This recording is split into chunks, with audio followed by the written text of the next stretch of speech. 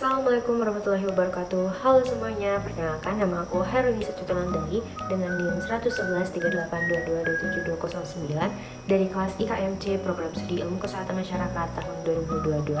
Jadi, di sini saya akan menjelaskan tentang manajemen organisasi yang ditujukan untuk sebagai tugas pengganti remedial dari mata kuliah Organisasi dan Manajemen Kesehatan yang diampu oleh Ibu Siti Halimatul Munawwarah SKM MKM. Fungsi manajemen yaitu ada 4. POAC, Planning, Organizing, Actuating, dan Controlling. Yang pertama itu adalah Planning.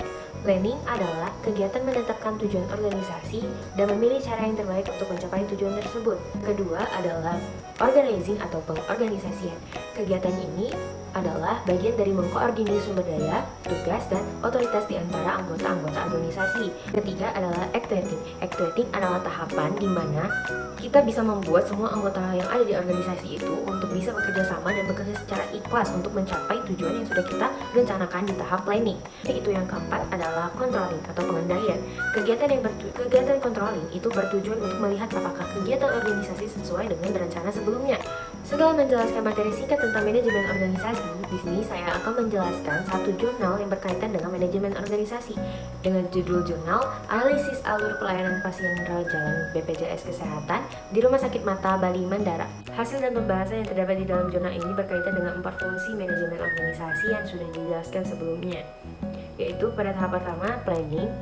Di rumah sakit ini sudah menjalankan program yaitu sosialisasi terkait peraturan yang ada di rumah sakit tersebut. Adanya sosialisasi tersebut, seluruh petugas telah mendapatkan sosialisasi terkait alur pelayanan rawat jalan, dan dengan sosialisasi tersebut, petugas akan memahami bagaimana penerapan serta standar prosedur operasional dari alur pelayanan rawat jalan itu sendiri. Yang kedua adalah tahap pengorganisasian atau organizing. Di sini di tahapan ini di jurnal dijelaskan bahwa terdapat adanya faktor pendukung dalam pengorganisasian, yaitu sumber daya manusia yang sudah sesuai dengan kompetensi dan standar yang dimiliki surat penugasan klinis atau SPK dan rincian kepegawaian kewenangan klinis RKK.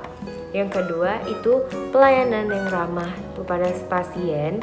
Yang ketiga itu sarana dan prasarana yang dimiliki Rumah Sakit Mata Bali Mandara ini sudah cukup, sudah mendukung pasien seperti adanya sofa, adanya toa di setiap ruangan atau poli, adanya lift, adanya playground anak, dan kursi roda bagi pasien lansia. Itu adalah actuating atau pelaksanaan. Dalam tahap ini, untuk program rawat jalan yang ada di dalam Rumah Sakit Mata Bali Mandara ini, pelaksanaannya itu sudah menentukan waktu pelayanan, yaitu sekitar 10-15 menit setiap pelayanan perpindahan poli dari rumah sakit itu sendiri. Untuk loket pendaftaran itu paling lama tidak lebih dari 15 menit pasien menunggu untuk dipanggil ke dalam ruangan dokter. Yang keempat itu adalah controlling atau pengawasan. Rumah Sakit Mata Bali Mandara memiliki beberapa proses pengawasan dan dalam alur pelayanan rawat jalan, seperti pengawasan atasan secara langsung.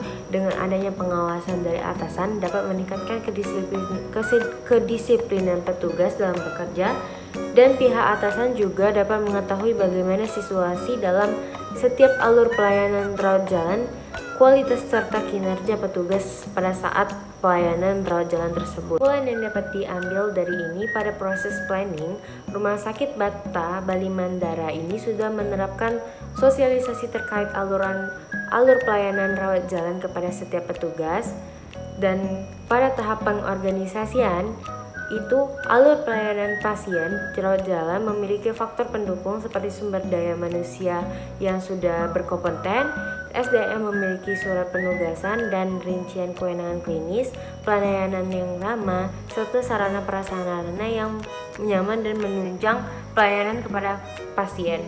Yang ketiga itu actuating. Ditemukan beberapa faktor penghambat yang ada di dalam actuating ini sendiri, yaitu permasalahan waktu tunggu di loket pendaftaran, yang dimana itu masih belum cukup optimal, dan ditemukan juga beberapa faktor penghambat lainnya seperti administrasi pasien yang masih kurang dan aturan BPJS yang masih berubah-berubah.